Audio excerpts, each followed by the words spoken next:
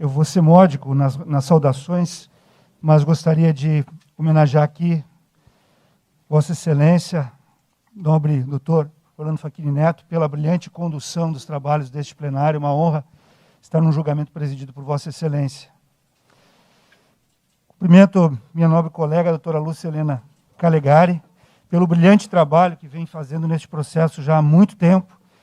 E quero dizer, preciso deixar registrado aqui, doutora Lúcia, uma honra trabalhar ao lado de Vossa Excelência.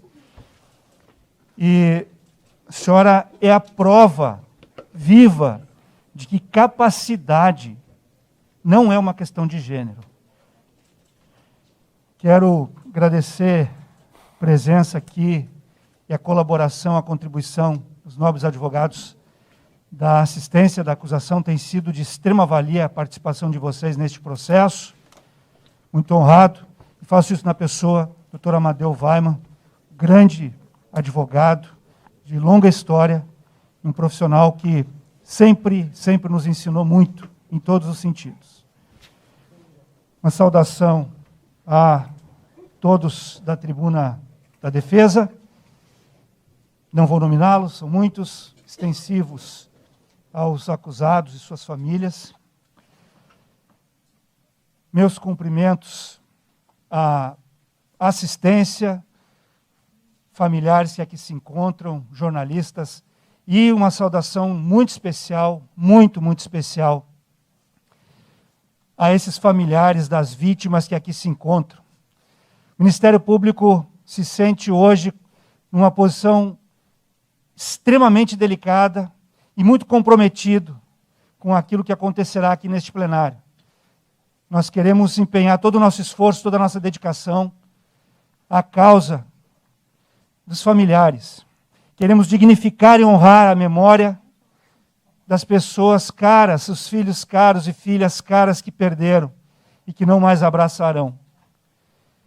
Recebam do Ministério Público o respeito, saudação e sempre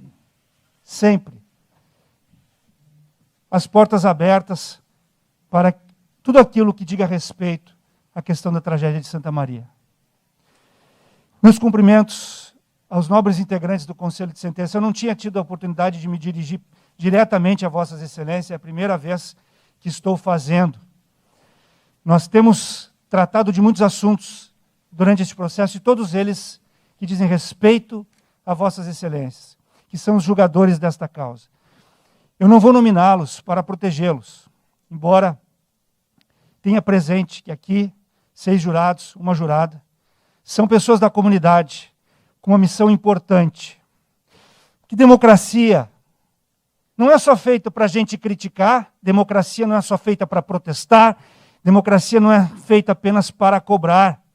Democracia é feita para participar. É um direito constitucional nosso. O poder emana do povo, e era uma das formas como o desembargador Aramis Nassif abria seu livro sobre os júris, como um instrumento de soberania popular. Dizer que o poder emana do povo é fácil, mas quero ver na prática. Porque vocês não participam do poder legislativo fazendo lei. Vocês não participam do poder executivo decidindo, tomando decisões administrativas. E é aqui no Poder Judiciário, vocês participam. Aqui no Poder Judiciário, vocês exercem efetiva soberania. Uma soberania que nem o doutor Orlando, com toda a sua sabedoria, é capaz de mudar. Uma soberania que vai além dos tribunais, que o Supremo Tribunal Federal não pode mudar. E é por isso que é tão importante para o Ministério Público postular esta causa da Boate Kiss perante a comunidade, perante os cidadãos e cidadã. Porque vocês é que farão a jurisprudência do caso concreto. O júri, essa decisão que vocês tomam aqui, o único espaço de poder verdadeiro da cidadania é o tribunal do júri. Porque é onde vocês dizem o que sentem, vocês sentenciam. Por isso vocês são tão importantes aqui. E é por isso todo esse cuidado do doutor Orlando, de todo o Poder Judiciário, com vossas excelências. Então, por favor, este júri é muito maior do que qualquer vaidade, é muito maior do que a exposição à mídia, é muito maior do que fama. Não se quer esta fama trágica, não é isso que se quer. O que se quer aqui, e o meu trabalho, é vir trazer a vossas excelências ferramenta jurídica para formarmos aqui uma jurisprudência de algo que nunca houve. Nós precisamos dizer que incendiar uma boate lotada de gente é crime de homicídio doloso. Porque isso vai proteger, daqui para frente, os nossos filhos, as nossas filhas. Eu não quero meu filho entrando numa boate para nunca mais sair. Isto só vai acontecer se a gente conseguir dizer para todos os proprietários de boate do Brasil, para todos os proprietários de estabelecimentos comerciais do Brasil: olha, cuidem dos seus frequentadores, cuidem das pessoas. As pessoas entraram, as pessoas precisam sair. Porque estamos nos divertindo. Eu vi aqui a pergunta, e eu quero dizer muito claramente para o Luciano, para o Marcelo, para o Kiko, para o Mauro: eu não quero aqui chamá-los de assassinos, não é isso que eu quero. Ninguém vai dizer aqui que eles saíram para matar, das suas casas para matar. Ninguém vai dizer aqui que vocês queriam matar as pessoas. Não é isso que se está dizendo aqui. Não estou chamando esses rapazes, este senhor, de serial killer, não estou. Mas, por outro lado, se um serial killer mata 10, 15, na Boate Kiss morreram 232, 242, 243 se contarmos mais o que morreu recentemente, porque, evidentemente, tinha sequelas. Esses rapazes, esse senhor que está aqui, estão falando de prisão. De prisão. Duvido uma prisão pior que a da Kellen, que depôs aqui. Duvido uma prisão pior que a dela. Tendo que carregar a sua perna para cima e para baixo. E me desculpa essa vítima, eu preciso dizer isso, porque é chocante. É triste. É lamentável. Eu não quero isso para o filho de ninguém, para a filha de ninguém. Nós não queremos isso. Isso tem que ficar demarcado aqui. E é essa a jurisprudência que nós vamos pedir ao Tribunal do Júri. Dizer que eu venho pedir justiça. Eu fiz um concurso para promotor de justiça há 25 anos atrás. E eu sempre tive orgulho de pedir justiça. Sempre tive orgulho de pedir justiça. Nesse caso, eu tenho vergonha de pedir justiça. Mas não pelo que foi dito aqui contra o Ministério Público: tu tem que sentar no banco do réu. Não é por isso que eu tenho vergonha. Eu tenho vergonha porque é impossível fazer justiça a esses pais e essas mães. Porque justiça numa concepção clássica, existem muitas, mas numa concepção clássica, a justiça é dar a cada um o que é seu. É isso que diz Aristóteles. E como que nós vamos dar o que é seu para cada um desses pais, para cada uma dessas mães? Quem que eles vão abraçar no Natal? Neste, no outro, e no próximo, e no próximo. Não existe prisão maior do que a desses pais e dessas mães. Não existe prisão pior, mais grave, mais sofrida, mais dolorosa. Não existe. Não venham aqui falar em prisão. Não venham aqui chorar em prisão. Não venham aqui. Tem muita dor do lado de lá. muita dor, muita prisão. Eles foram lá, eles cantavam contigo, Marcelo? Sim, cantavam. Eles dançavam contigo, Marcelo? Dançavam. Sim, e onde eles estão agora? Aqueles que cantavam com Marcelo, aqueles que dançavam com ele, onde eles estão? Aqueles que se divertiam com ele, onde é que estão? Todos foram lá para se divertir, mas isso nunca foi impeditivo de crime doloso. Isto nunca foi impeditivo de crime doloso. Tem uma decisão de um juiz de uma cidade, juiz americano, cerca de 300 quilômetros de Miami. Santa Maria fica mais ou menos essa distância de Porto Alegre. Ele condenou 2 rapazes e uma moça por roubar placas de trânsito. Estavam se divertindo, pegando a placa de trânsito e colocando no seu quarto.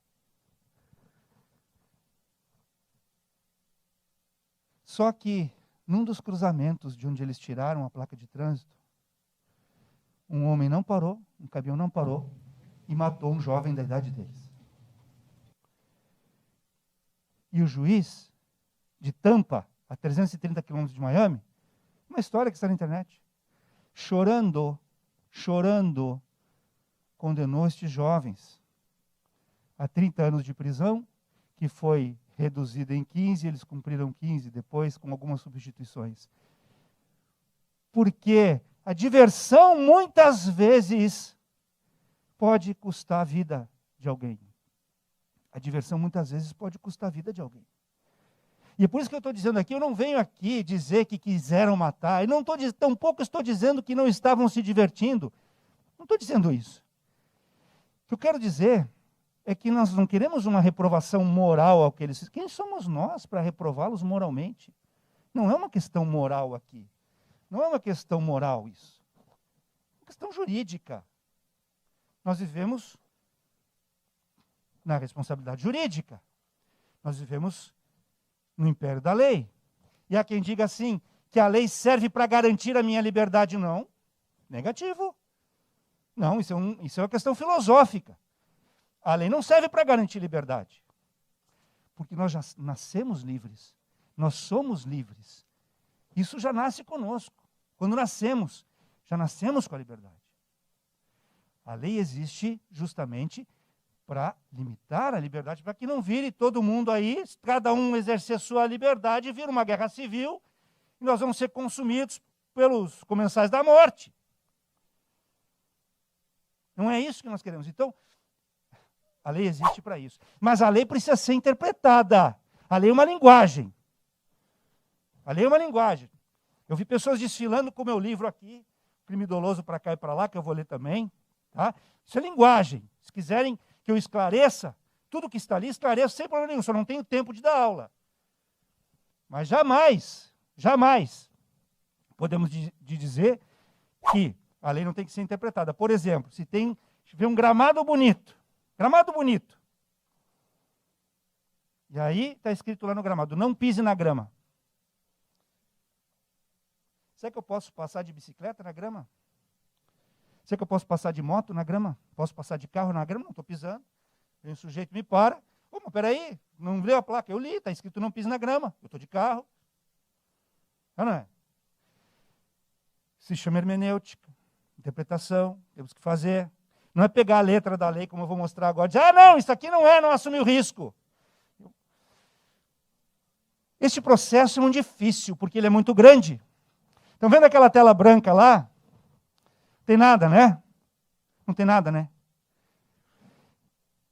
A defesa trabalha com indúbio pro réu. A defesa trabalha com desrespeito, com ataque pessoal. Essa tela branca é porque a defesa tem que apenas enodoar isto aí para vocês absolverem por causa do indúbio pro réu. E aí fica se criando coisas, criando distorções de fatos. Tem muita mentira neste processo e eu tenho dito, é fácil, é muito bom trabalhar com bons advogados. Um bom advogado é muito bom de trabalhar, Mas é muito difícil de trabalhar com um bom mentiroso. Muito difícil. Muito difícil. Começa a mentira dizendo que tem só 4 acusados no Ministério Público no caso da Boate Kiss. Gente, isso é uma questão técnica. Crime doloso, homicídio doloso tem 4 pessoas. Os que acenderam, botaram fogo, e os que criaram uma situação totalmente impossível de sair, um labirinto, que era a Kiss, como falaram no processo. Então não são só 4 pessoas, aí já começa a mentira. Só que tem uma questão técnica aí. Tem uma questão técnica. Olha aqui, quando alguém dá um tiro numa pessoa, este pratica homicídio doloso, crime doloso. Agora, quem não fiscalizou essa arma, não vai estar ali no processo pelo crime doloso. Pode estar num outro processo, como eu estou mostrando, como acontece aí, fiscalização, essas coisas. Quando um motorista sem carteira atropela alguém, basta o Detran puxar no computador lá e vai ver que ele está sem carteira, ele não pode estar dirigindo. Quer dizer que se ele atropelou alguém, estava dirigindo, com a carteira vencida, quem tem que ser punido é o diretor do Detran, não ele, que estava com a carteira vencida. Ah, é isso? Porque a tese dos acusados é mais ou menos isso. Eu não tenho culpa, a culpa é do sistema, a culpa é da fiscalização, a culpa é do promotor. Opa! O código... Olha ali, se vocês olharem, por exemplo, ação indenizatória, quiseram distribuir culpa para tudo que é lado, para um monte de gente, mas assumir, bater no peito, não, eu entendo isso. Freud chama isso de mecanismo de negação. Eu entendo e sinceramente, acho sinceramente que essas pessoas não têm condições de assumir seu erro, porque deve ser muito difícil assumir a morte de 242 pessoas. Freud explica isso, é mecanismo de negação. Mas nós sabemos. Se tu quer negar, nega, mas não fica espalhando responsabilidade, querendo destruir, difamar pessoas. Teve um advogado que saiu daqui, durante os trabalhos do júri, nunca vi isso, e foi representar contra a minha colega no Conselho Nacional do Ministério Público. O que isso tem a ver com este processo? Parece a estratégia do Jacques Verger, aquele advogado francês que era perito em defender terroristas e fazia todo o seu debate fora do judiciário. Ele debatia só na imprensa, na mídia e na opinião pública. Não é isso que interessa, nos interessa aqui dentro. Aqui dentro é que nos interessa. Tem cabimento esse monte de gente processada? Não tem. Não tem, é uma questão técnica que a gente está enfrentando. Nós temos... Vamos fazer uma analogia com um porte... Com tiros de arma, a gente processa quem deu tiro, no máximo quem entregou a arma. Não é o fiscal que não fiscalizou essa arma ilegal que está aqui circulando. Não é. Vamos fazer analogia com o caminhão desgovernado sem freio, com licenciamento vencido. A gente processa o motorista. Ah, mas o Detran deixou esse caminhão circular. Ok, processa o Estado do Rio Grande do Sul, o Detran. Mas uma coisa é a responsabilidade do Estado, outra coisa é a responsabilidade do diretor do Detran por não ter entrado no computador e visto que lá tinha um caminhão com o IPVA vencido, licenciamento vencido. Entende onde eu quero chegar? Foi rejeitado isso. Aí o seu Mauro diz assim, não, mas eu sou só proprietário, eu sou só investidor, não tem nada a ver com isso, quando no contrato dele diz que ele assume as obrigações. Por favor. E aí pede para vocês liberarem os bens dele. Pede para vocês desbloquearem os bens dele. A absolvição desbloqueia os bens dele hoje. Para que possa ser plantado 242 flores brancas em Santa Maria. Mas o coração dessas pessoas... Uma questão de ordem. É pelo juiz, tá? Uma questão de ordem. Eu estou pedindo ao juiz uma questão de ordem. São duas inverdades. A primeira inverdade é que não foi solicitado qualquer liberação. A segunda inverdade é que a constrição dos bens está numa ação cautelar de natureza civil que não é afetada pela decisão desse processo. Depende do tipo de absolvição, né, doutor? Depende do tipo de absolvição que se postular, se quiser. Nós sabemos que tem ingerência na esfera criminal com a esfera civil. E nós sabemos da responsabilidade penal ex delito, que se chama quando alguém é condenado criminalmente, se torna responsável civilmente. Mas absolvido penalmente poderá não ser responsabilizado no civil. E aí sai todo mundo e as famílias vão plantar 242 flores brancas em Santa Maria. Gente, existe uma situação muito clara, chamada... Digamos que ele não soubesse. Eu acho uma coisa onírica. A minha colega depois vai falar muito sobre isso, vai provar que ele sabia de tudo que estava acontecendo lá. Mas digamos que ele não soubesse. Tinha uma teoria famosa, não está no meu livro velho, mas está no meu livro novo, chamada Teoria da Cegueira Deliberada. Teoria da Cegueira Deliberada. Se tiver tempo, eu leio depois, mas não quero perder tempo com isso. Eu trouxe um acórdão do nosso tribunal, que diz exatamente isso. Teoria da cegueira deliberada, na qual a intencional ignorância acerca da ilicitude e da gravidade do fato não pode elidir responsabilidade penal do sujeito ativo. E aqui eu estou falando de responsabilidade penal mesmo, que se aplica à teoria da cegueira deliberada. Eu nem quero a chave, nem quero saber o que acontece. Mas tu é proprietário, pô! Tu é responsável pela vida dos frequentadores daquele lugar e mais. Deixa eu falar do Código de Defesa do Consumidor. Todos nós somos consumidores. Só um pouquinho. Tu não pode simplesmente ignorar que quando tu tem um estabelecimento, tu é fornecedor, gente. Gente, o Código do Consumidor é de 1990. E ele é claro, dizendo que o fornecedor de produto ou serviço é responsável pela segurança dos consumidores. Isso vale para o Kiko e para o Mauro, óbvio, eram os donos. Mas vale para o Marcelo e para o Luciano, vale? Porque eles também são prestadores de serviço. Não é porque é artista, não presta serviço. Óbvio que presta serviço. Fosse o eletricista que incendiasse aqui, seria fornecedor. Era outro tipo de prestação de serviço que tínhamos ali, serviço artístico. Então não dá para falar em falta de responsabilidade. Empurrar para a fiscalização.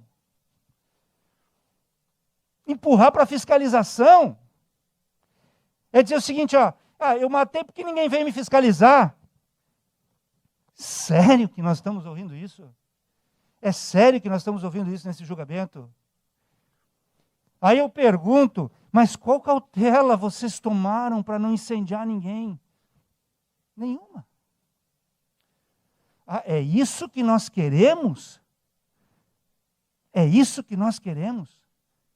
Que alguém vá lá, bote fogo na boate, um monte de gente lá dentro, e depois diz assim, não tomei cautela nenhuma. E eu fiz essa pergunta especificamente, porque culpa consciente, eu vou falar com você sobre ela, é quem confia que não vai acontecer, mas confia em alguma coisa, pelo amor de Deus. Não é confiar em Deus. Qual Deus? Porque cada um tem seu Deus. Tem que tomar as precauções. A culpa consciente, ela serve para o atirador de elite. Este sim pode confiar e errar. Bom, aí não vai dizer que ele assumiu o risco de matar alguém naquele momento. O atirador, o principal exemplo que se dá, que a doutrina dá, é do atirador de facas do circo. Eu fiz uma besteira aqui. Aqui, voltou. Então, ali, o Código de Defesa do Consumidor, nós não vamos ter tempo para ler isso tudo, tá, gente? Mas, olha, é uma lei já de 90, que nós conhecemos bem. O serviço é defeituoso quando não fornece a segurança que o consumidor pode dele esperar, levando-se em consideração as circunstâncias relevantes entre as quais, modo de seu fornecimento, resultado e riscos, enfim. Mas eu não vou falar de responsabilidade do consumo aqui, tá? O que eu quero dizer é que tu não pode simplesmente querer processar os outros por aquilo que tu fez e tá visto que fez. Aí fala assim, esse documento foi muito mostrado aqui, licença de operação. Gente, ele foi licenciado naquele ano que ele recebeu a sua licença para operar. Estava escrito que tu não pode botar fogo aí dentro. E sabe por quê? Me chamou a atenção, ficaram 3 horas inquirindo um bombeiro e não perguntaram de fogo, gente.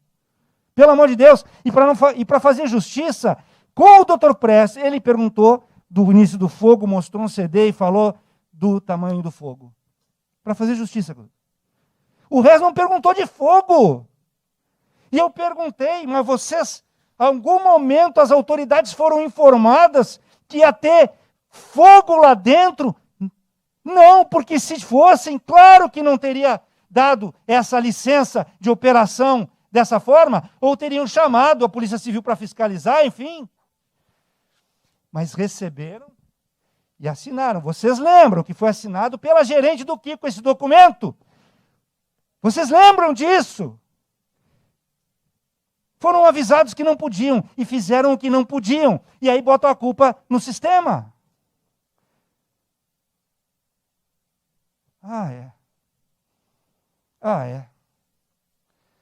A responsabilidade pode ser civil, pode ser criminal, pode ser outra. Eu mostrei antes a responsabilidade de ordem civil lá do Código do Consumidor, mas ela pode ser criminal, pode ser de outro tipo, administrativa, política, etc. E nós estamos tratando aqui da responsabilidade criminal, jurada. Crime, para ter crime, tá? E eu falo isso para os alunos, a gente tem crime lá quando a gente não pode tudo ser crime. Não pode tudo ser crime. Tem que haver uma limitação, porque a gente está tratando do direito da liberdade das pessoas. Em alguns países, direito à vida, porque alguns países têm pena de morte, o Brasil não tem. É um fato típico, que é uma ação, omissão dolosa ou culposa, um resultado, um nexo causal, ou seja, causa e efeito, e um enquadramento numa norma que descreve um crime, no nosso caso é o 121, matar alguém. Então, a gente tem que ver o quê? Tem ação ou omissão dolosa ou culposa? Tem, evidente que tem, ninguém discute isso. Resultado tem? Oh, meu Deus do céu, olha para Kelly.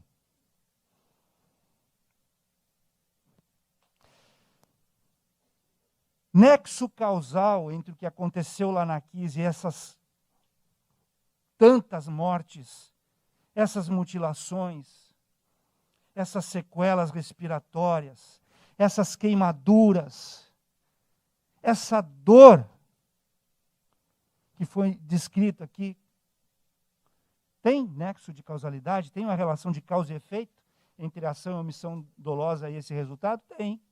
E tem tipo penal para enquadrar isso? Tem. Está escrito no Código Penal, matar alguém. Então, se eu tenho um fato típico, ele automaticamente é ilícito, a menos que aconteça uma situação de estado de necessidade, de legítima defesa, de exercício regular do direito, ou de inexigibilidade de conduta diversa. São conceitos jurídicos, não vamos aprofundar aqui, mas não tem nenhuma dessas situações aí, né? Vamos combinar, então o fato é também ilícito. E, por último, a gente saber se ele é culpável, ou seja, se ele é reprovável. Ele é reprovável quando a gente tem um agente com maioridade e sanidade mental, temos aí, é a chamada imputabilidade, maioridade mais sanidade mental, imputabilidade, possibilidade de compreender a injustiça do seu ato. Será que tinha possibilidade de compreender que não se coloca fogo numa casa cheia daquele jeito? Que isso é injusto, pode ferir alguém? Óbvio que tem. E podiam agir de outra maneira? Podiam. Foi porque eu perguntei. Tomaram alguma precaução? Podiam ter tomado as precauções. Pelo menos isso. Não estou nem dizendo que fizesse o fogo clandestino como estavam fazendo, mas que pelo menos tomassem precauções para proteger as pessoas. Meu Deus do céu. E aí a gente vai decidir, jurados, hoje. Isso foi dolo, foi culpa ou foi acidente? Falei lá, é uma ação dolosa ou culposa. Acidente não é crime. Acidente é obra do acaso, culpa das estrelas. É por causa do acaso que essas pessoas adoeceram, faleceram? Não, não é por causa do acaso. Então não é acidente, descarta isso. Culpa, uma responsabilidade penal menos grave, alguns chamam de descuido, violação do cuidado objetivo. E dolo, aquela responsabilidade mais grave, que é a que nós vamos pedir aqui. E a definição legal, que nós vamos ter que interpretar, evidentemente, porque é que nem não pise na grama, se a gente não interpretar isso, fica um montoado de letras que não tem aplicação na vida das pessoas. E nós precisamos que a lei tenha aplicação na vida das pessoas. Nós não queremos leis mortas, nós queremos leis vivas, que se apliquem na vida das pessoas. Então, o legislador optou por definir crime doloso, quando a gente quis o resultado ou assumiu o risco de produzi-lo. Crime culposo, quando a gente deu causa ao resultado por imprudência, negligência ou imperícia. E no parágrafo único, o legislador traz uma coisa muito importante, que é o princípio da excepcionalidade da culpa. Porque, evidentemente, se uma pessoa é inteligente, se ela é racional, ela sabe o que está fazendo, ela prevê algo, ela vai evitar.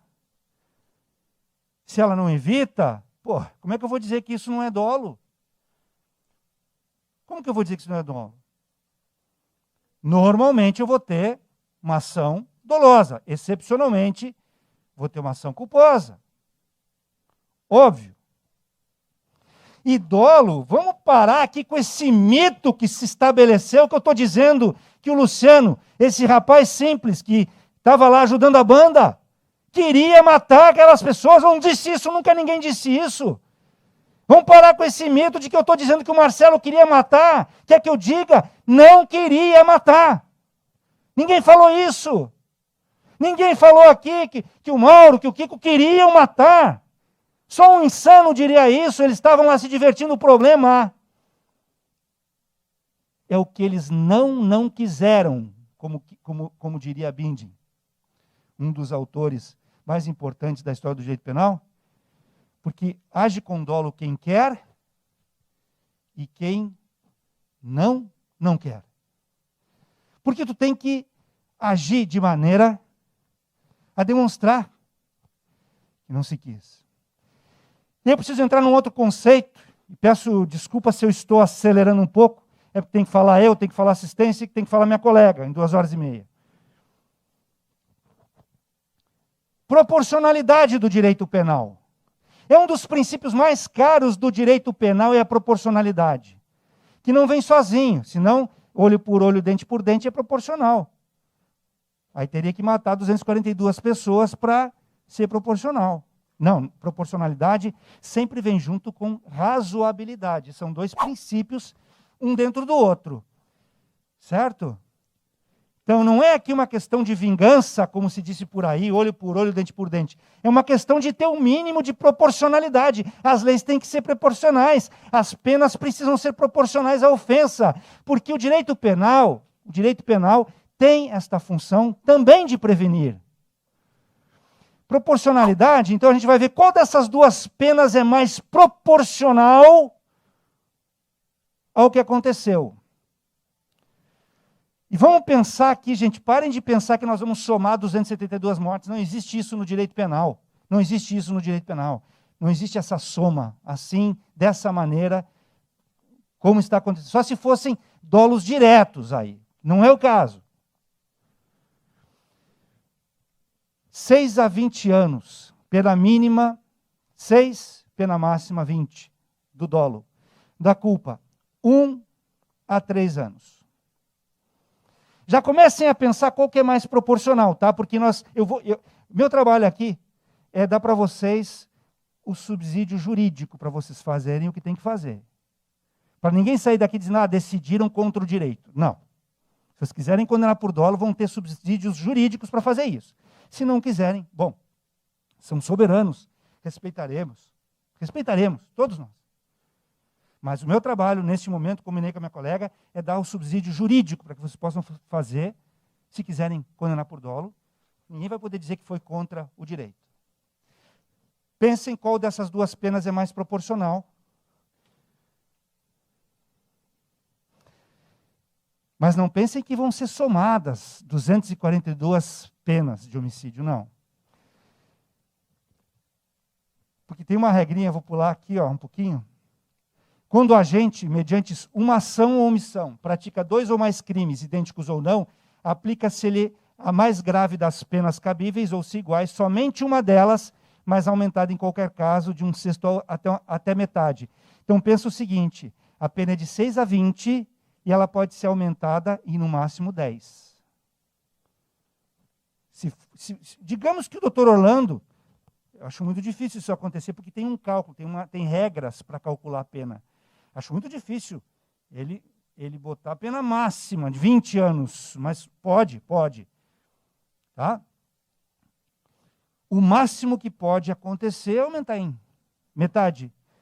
De 20 anos é 10, vai para 30. Compra 1/6 dá quanto? Compra 1/6 dá quanto? Vamos pensando na proporcionalidade, né? Isso para homicídio doloso. Tá? Máximo 5 anos?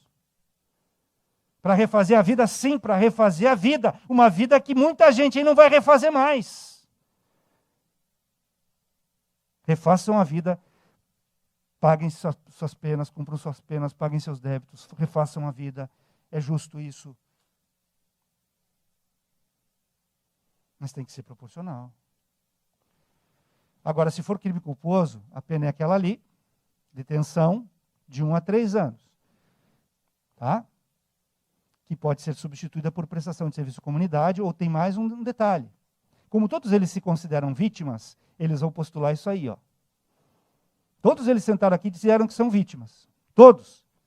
Todos perderam, todos têm sequelas, todos têm isso, têm aquilo, têm não sei o quê. Tá? Então, se é assim, num caso de homicídio culposo, o juiz pode deixar de aplicar a pena para eles. Então, gente, começando pelo princípio da proporcionalidade, a condenação que a gente está pedindo é por crime doloso. Não porque eles quiseram, mas por assumir o risco. Por assumir o risco. Tá? Ali eu botei os artigos de substituição de pena restritiva de direito, porque o crime culposo ele pode ser substituído por PSC, por prestação pecuniária, né? Para vocês entenderem o que está em jogo aqui. É uma jurisprudência muito séria. É dizer que a gente pode entrar numa boate e o cara já está ligado. Porque tem uma teoria, chamada teoria da prevenção geral positiva, que diz o seguinte, que é do Feuerbach, um alemão, e ele diz o seguinte, que o direito penal também previne. Quando eu me sinto ameaçado, se eu tenho ameaça de que eu vou ser punido, eu vou cuidar. Se tu disser aqui hoje que não dá nada, nós não vamos mais poder entrar em boate. Nossos filhos e filhas não vão entrar em boate, porque não dá nada. A gente precisa dizer para as pessoas, olha, gente, só um pouquinho. Colocar fogo em lugar habitado por pessoas, cheio de gente, é homicídio doloso. E aí eu quero que vocês se coloquem num desses lados. Depois de tudo que vocês viram, depois de tudo que vocês notaram aqui, durante esses 8 dias, por sinal, eu preciso cumprimentá-los. Olha, cumprimentar a senhora também, dona. Que terror! Eu ficava imaginando como que esse pessoal está longe de casa, como que esse pessoal está sem celular, como que esse pessoal está sem se comunicar, sem postar, sem não sei. Olha, que serviço vocês estão prestando, independente do resultado. Independente do resultado. Mas, às vezes, a gente paga um preço por viver numa democracia. E o júri é o único lugar da democracia que a gente consegue decidir diretamente. Não é o juiz, não é o Supremo, não é o STJ, não é o TJ. Não, é a gente aqui. No caso, vocês. Então, se coloquem de um desses lados. Se coloquem tranquilamente, já formem na mente de vocês de que lado vocês estão. Havia uma preocupação com a segurança. Lembrem-se daquela plaquinha de saída, que era a única. A única. E para onde que ela mandava? Quando eu chegava na saída, eu olhava para lá, caixa. Chegava para lá, tinha uma plaquinha de carro. Chegava para cá, caixa. Havia uma preocupação com a segurança? Havia preocupação ou havia indiferença? Aí estavam ali, que cautelas... Tá, eu perguntei para o Márcio, cidadão de bem, não tem problema, gurizada fandangueira, não estou aqui fazendo juízo moral sobre o Marcelo, sobre o Luciano, não quero fazer juízo moral sobre eles. Quem sou eu para fazer juízo moral sobre eles? A questão aqui é jurídica, não tem nada de moral. Não é uma culpa moral que a gente está atribuindo a eles, a gente está atribuindo uma culpa jurídica, na forma dolosa. E basta a gente ver o seguinte, perguntei aqui para o Márcio, que era um dos integrantes, perguntei também para o técnico de som, qual era a cautela que vocês tomavam para que aquelas pessoas saíssem vivas de lá? Ah, não, mas era fogo frio, não, o cara estava acostumado. Não, porque gente não tinha cautela alguma, não tinha cuidado algum e confiavam em quê?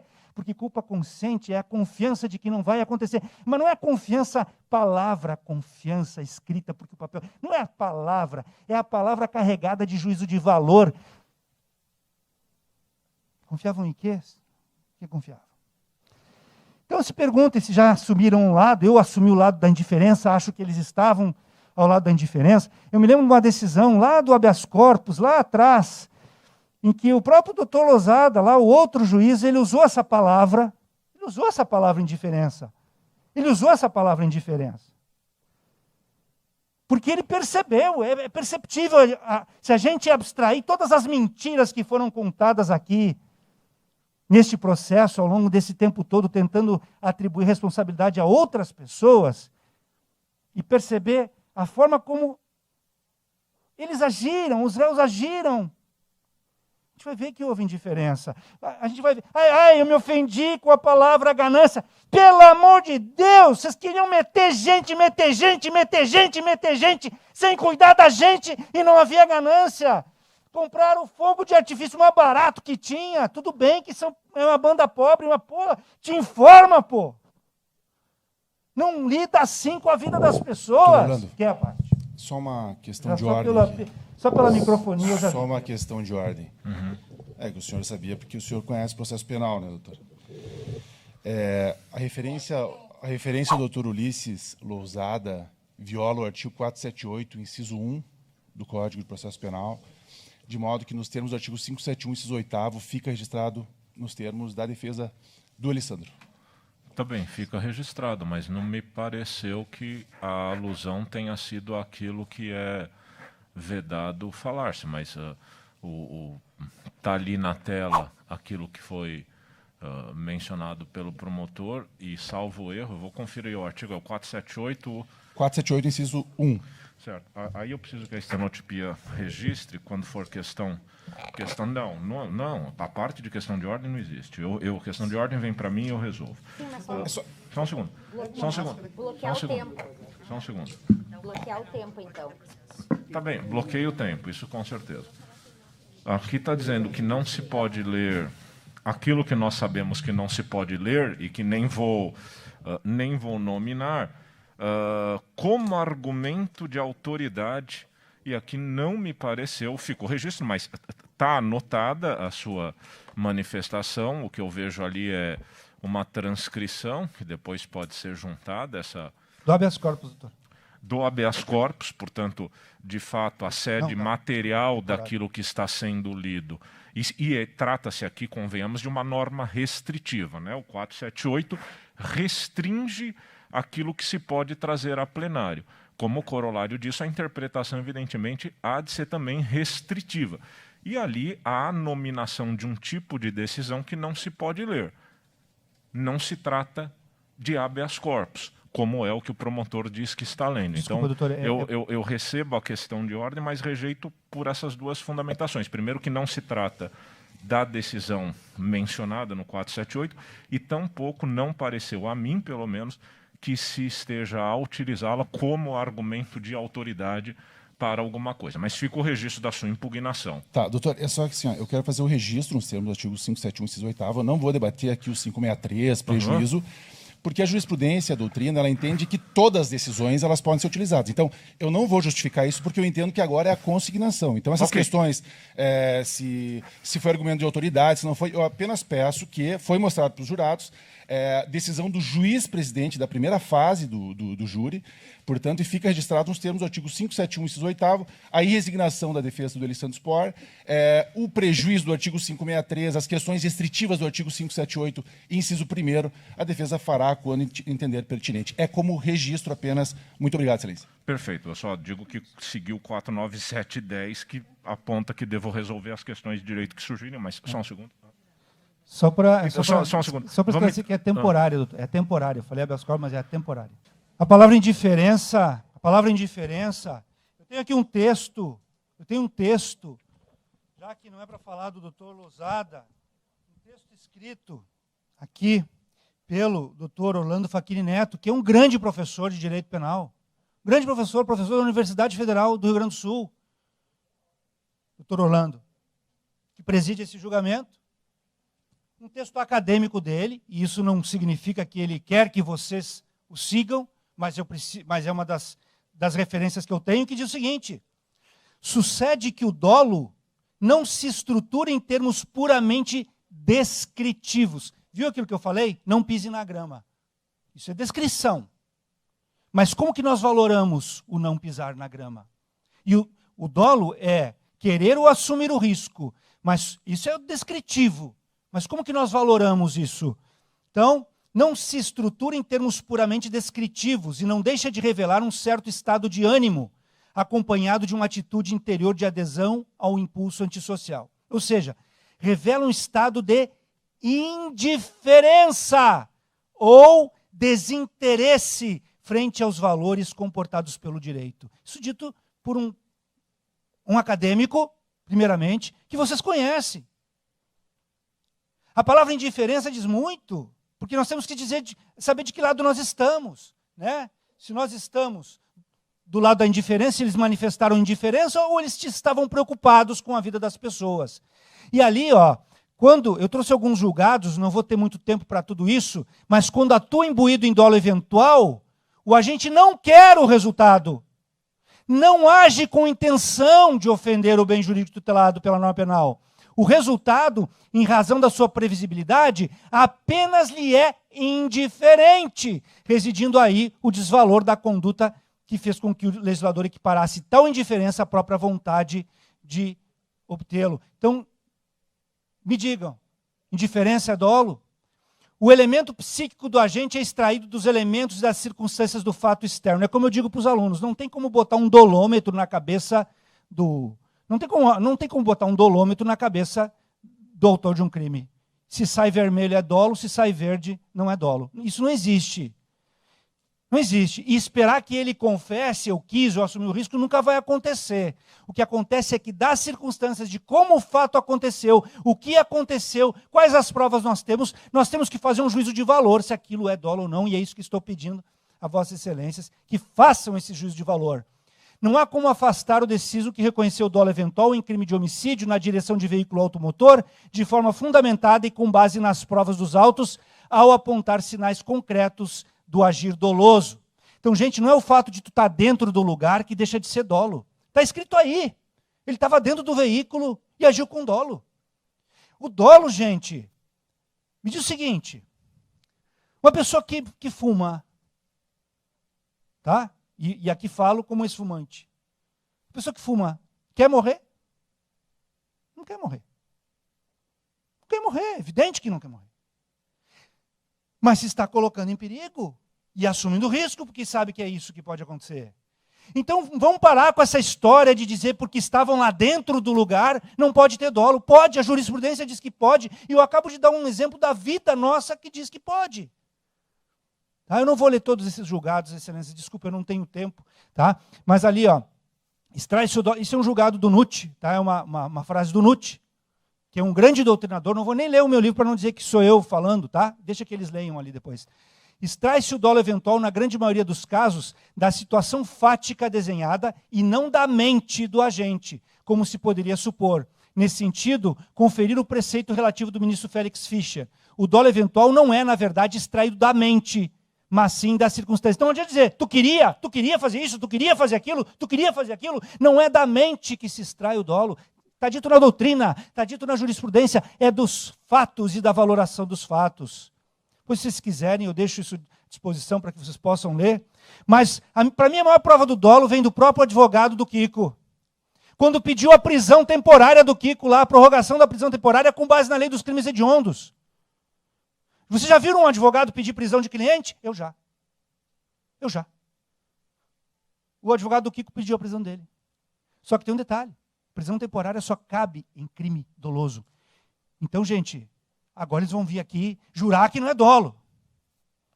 Porque, senhores, senhora, são pessoas leigas.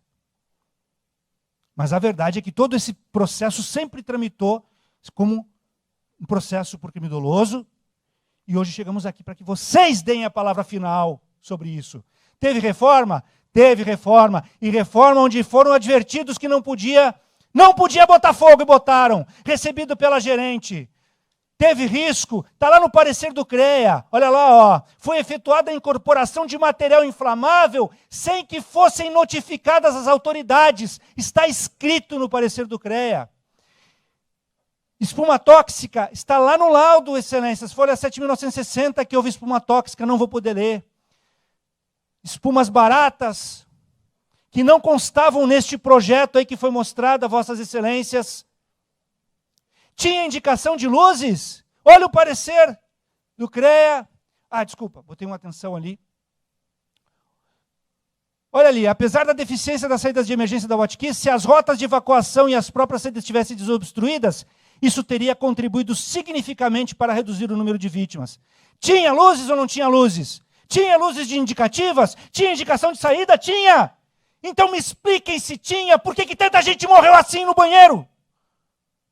Se tinha indicação de saída, por que tanta gente morreu assim, excelências?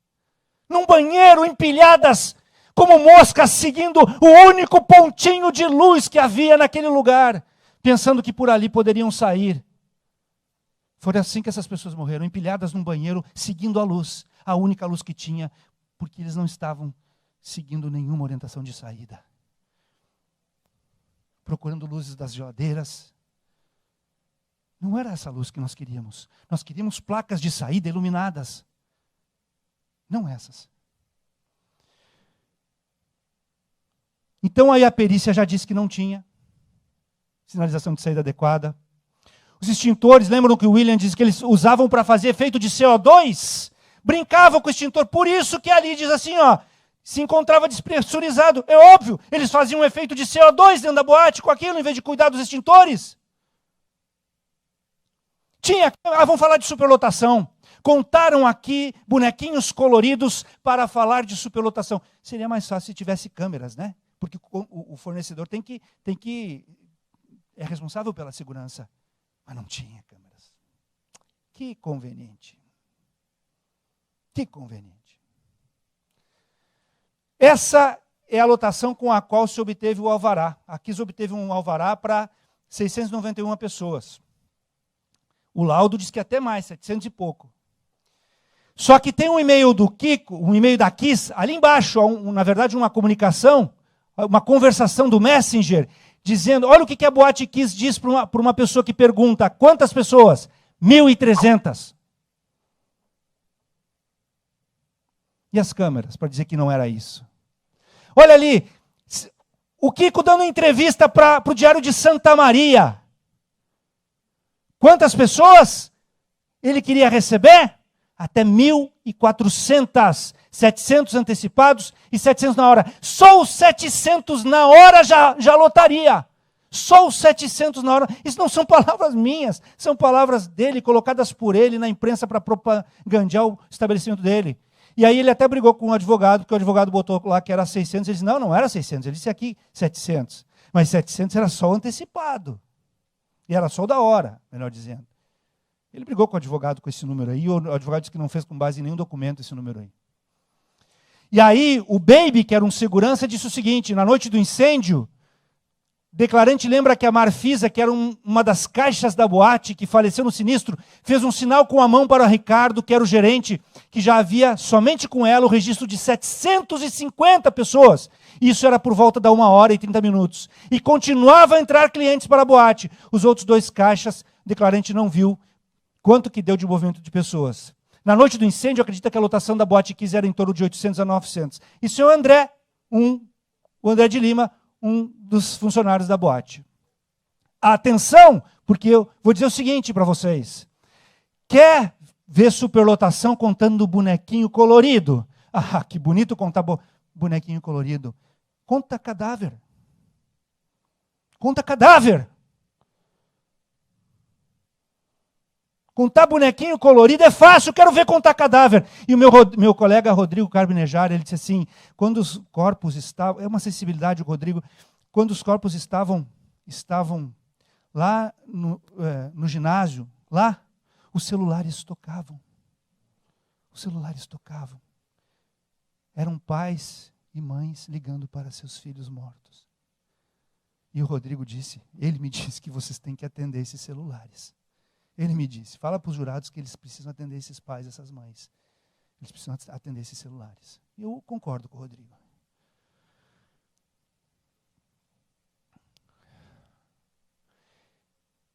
Então, nós temos aí... show. Aí tu faz tudo isso, cria uma boate nessas condições, sem condições de saída, sem exaustão, né, como consta em vários documentos dos autos, tá? E faz isso. Faz um show pirotécnico, mais de um, e bota em risco a vida das pessoas e diz que não assumiu o risco. Né, gente? Mas eu quero liberar a palavra aqui para assistência da acusação, já vou finalizar, doutor Pedro. Ah, eu falei, o tempo passa muito rápido. Né? Se for necessário, eu volto, mas não sei se será necessário, mas de qualquer forma vou agradecer a atenção de vocês. Tá? Mas não quero deixar vocês com imagens negativas. Porque eles não querem perder a liberdade deles, né? Nenhuma prisão é como a dessas pessoas.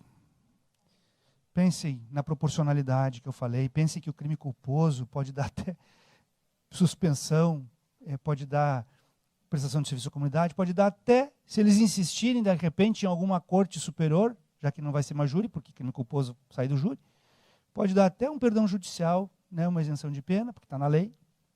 Será que isso é proporcional? Pensem no tipo de dolo que nós estamos falando aqui. Não é uma questão descritiva, é uma jurisprudência para o fato para os nossos filhos. E aí estão eles, os que nunca mais estarão, os que nunca mais ouvirão uma banda tocar, os que nunca mais abraçarão seus pais, que nunca mais receberão o abraço de seus pais e mães. Isso me remete muito àquela poesia do Chico Buarque de Holanda, é uma música na verdade, pedaço de mim, ó pedaço de mim, leva o teu olhar, que a saudade é o pior tormento, é pior do que o esquecimento, é pior do que se entrevar. Ó pedaço de mim, metade mutilada de mim, leva o que há de ti. Que a saudade é dor latejada. É pior do que uma fisgada no membro que eu perdi. Ó pedaço de mim, ó metade exilada de mim, leva os teus sinais, que a saudade é como um barco, que aos poucos descreve um arco, e evita atracar no cais. Ó pedaço de mim, ó metade arrancada de mim, leva o vulto teu, que a saudade é o revés de um parto. Saudade é arrumar o quarto do filho que já morreu. Obrigado, excelências. Fiquem com o que eles eram e para quem acredita ainda são. Minhas homenagens às vítimas de Santa Maria.